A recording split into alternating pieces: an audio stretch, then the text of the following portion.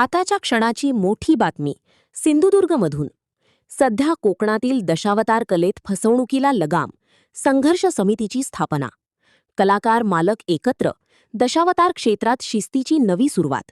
कलाकारांच्या तोंडी ठरावांना मान्यता, पण पुढे लेखी करार बंधनकारक. एक कलाकार दोन ठिकाणी ठराव करतो, याला आळा.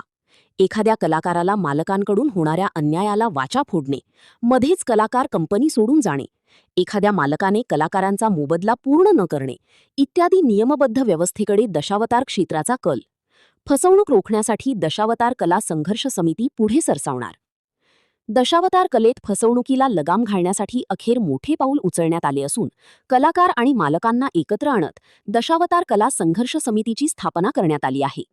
आतापर्यंत प्रचलित असलेले शाब्दिक ठराव आणि त्याअंतर्गत झालेले व्यवहार लक्षात घेऊन त्यांना ग्राह्य धरण्याचा निर्णय समितीने घेतला आहे. मात्र यापुढे सर्व करार लेखी स्वरूपातच करणे बंधनकारक राहणार आहे.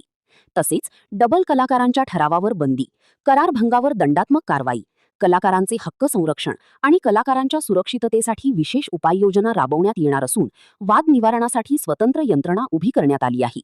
या निर्णयामुळे दशावतार कलेत शिस्त प्रस्थापित होऊन फसवणुकीच्या प्रकारांना आळा बसेल, अशी अपेक्षा व्यक्त केली जात आहे.